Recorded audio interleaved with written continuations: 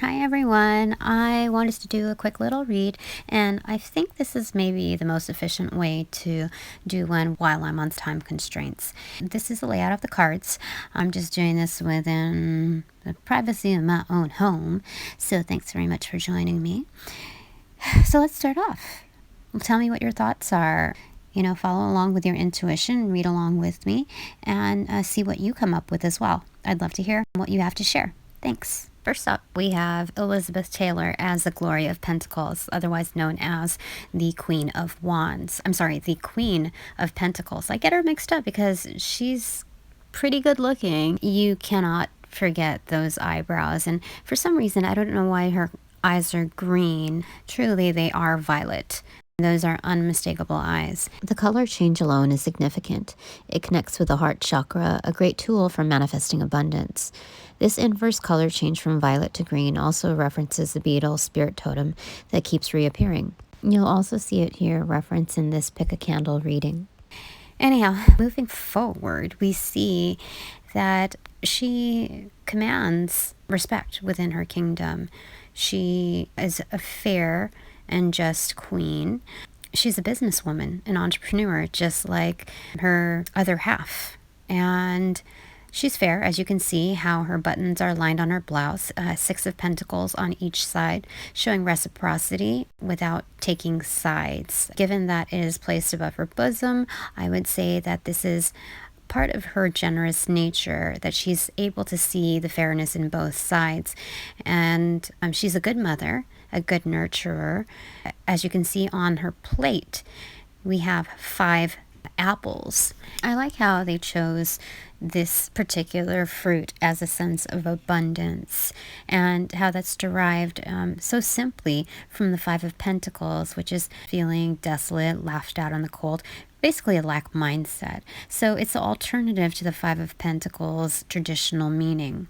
This tells me in its most domestic form is very similar to when you give a teacher an apple. So this shows me that there's a sense of mentorship in her abilities, that she just doesn't harness them for herself, but expresses them in abundance so that her kingdom can also partake without feeling at a lacking, given the natural difference in social structure. So you see her arms are covered in somewhat of a Renaissance attire.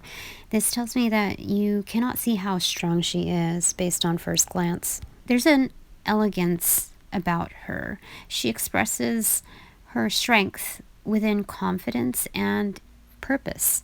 So the elegance that she has in her gestures are very unique to her position. To me, this says that this is her personal signature, and that she's elevated and integrated the Queen of Wands suit within this role.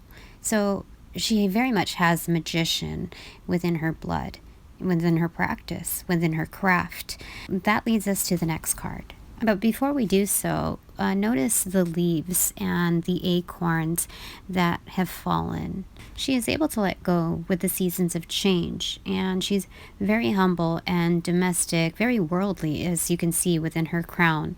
It's depicted almost like a royal turban, which tells me she has a good head on her shoulders.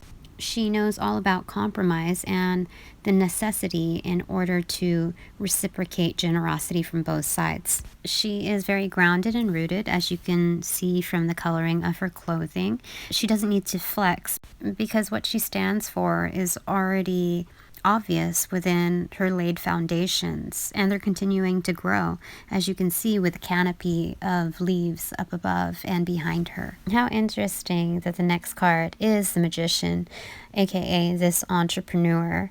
So the funnier thing actually is the last video that I did with these cards that was posted had to do with something in regards to a big pink elephant in the room. Now this one's leaning between pink and violet, so we can look into wisdom and intuition involved with the melding of the symbolic spirit totem. Now, I just noticed here, for a second, it looked like this elephant only had 3 limbs, but the 4th one is hanging over the magician's head. And as I look at this closer, it looked like the magician is almost like a conductor, where he expresses the divinatory art of being able to connect with his spirit totem or the resources available within Gaia. He's not only able to create balance, but harmonizes those around him to engage and co-create within this infinite balance. It's very empowering what this magician does. As you can see, within his solar plexus chakra is a pentacle, which cleverly matches the indication of the window of opportunity on the left side of the Queen of Pentacles head. So this intuitive state is really drawn together. It's a partnered card in the fact that this Queen of Wands is able to project her magical qualities within this magician's suit, the entrepreneur, within that solar plexus chakra, and able to materialize and harmonize. The resources here are simplified, the ultra small. They're both suspended, almost like defying the laws of gravity within this moment, within this magical feat. And there is no fear involved in either parties, and it's true harmonization. The magical qualities here are within the suit of knowing that one is a conductor, a co-creator, knowing that one does not do it simply alone. Showing the entrepreneur or the magician as a conductor, not just a ringleader, but showing that there's co-creative forces and this humbling effect, this freeing element that we are not in this alone. Now next up we have 4, which is the Patriarch. I originally thought that this was the Hierophant, so now it's just throwing me in for a loop, because I looked at this and it's Ramses in, I think this was the 10 Commandments. So this Pharaoh, he's firing off these commands, saying etc., etc., etc. His words are not valued because it's telling us that it's a new seat of command, or maybe inherited, almost losing the spark of divinity within his bloodline. And he holds the key.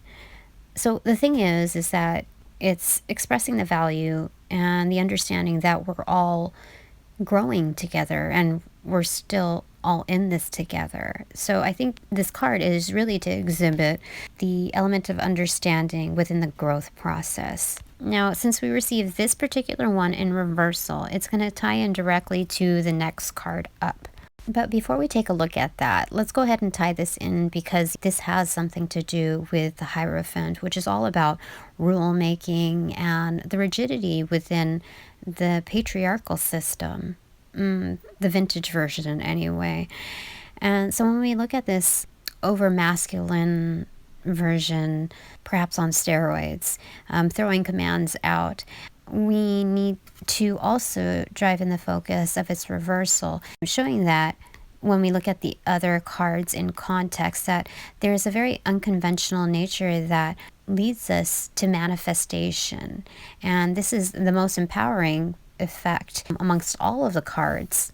In fact, if we lay it out along with the bottom of the deck, it is center point, pointing back to the entrepreneur and the Queen of Pentacles. So this tells me we have a very unconventional nature about our manifestations, yet they are in sync and in harmony. They are totally legit. We have a different way of going about things, and this is how we hold our own seat of power. It's not simply a matter of strategy.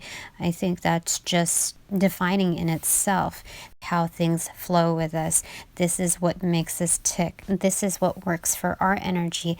This is what flows in sync with the universe. So next up we have the Devil, and I was rather appalled looking at this because the Devil is livid. I'm not exactly sure why, but this is a very obvious form of abuse within the system. I think this expresses obligation rather than commitment.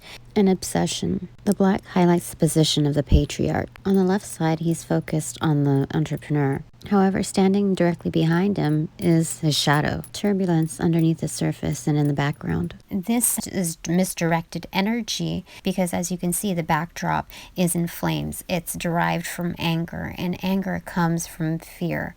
It's encased fear. Now, what we're looking at here is the aura centered around the divine feminine aspect that is entrapped. This feminine is looking at the patriarch off to her right side, ready to take action, knowing that there needs to be, she's actually looking at this key. When you look at that key, it is a direct implication to unlocking this circle, this ring that's placed on the devil that ensnares both. Now, in the last card, we have the bottom of the deck, which is the Tower moment, number 16. It does come directly after the devil. So when we look at this, the fire is what is caused by the devil. This might be self-inflicted or that from the matrix, but in all reality, it's an expression of duality, both the macrocosm and the microcosm. This is King Kong being shot down by these warplanes and his divine power almost emasculated from this building that he climbs to safety. I think this is supposed to be the Empire State Building, one of the highest standing foundations. Now, when we look at it in reverse, it's drawing me towards his hands, which are empty and free and in release. Not just a process, but the actualization of letting go. With this primitive nature that we had and once clinging on to our firm foundations, what we're seeing here is now the release of it, the decision that's manifested from the interior choice to materialization. So we see this free form of choice also in free falling. It seems to be to our demise, but our crown is falling alongside with us. This may seem like a bad thing, but in all actuality, King Kong is a giant, and although big things have big falls, it's showing us the aspect of defeat, that it's within your perspective of control, contrary to the context of surrendering control. So it's knowing how much power you have in the release, in the choice to release, and then manifesting it. Then knowing that you're going to be shot down and fall, but it's not going to be to your demise. So ultimately, I believe this serves as an encouraging feature of what Spirit's trying to tell us, that amongst the realms and the bounds of defeat and this devil energy, that we have the power within us, within our very own making, our unique composition, that we are able to overcome the standards of society and these pre-constructed ideas of what defeat truly means. This is meant to encourage us to keep striving to be the best at what we do and genuinely do it as authentically as we can, with personal integrity, with our personal signature, that it will work even if it's against the rules, even if it's outside of etiquette, that in true form, who you truly are is the magic that will overcome any tower moment and any devil energy. Okay, so I hope that helped all of you out in some aspect of just providing some clarity, so that in defeating your demons, however inanimate, non-threatening, or however real they may be, you can defeat these things that are meant to challenge you.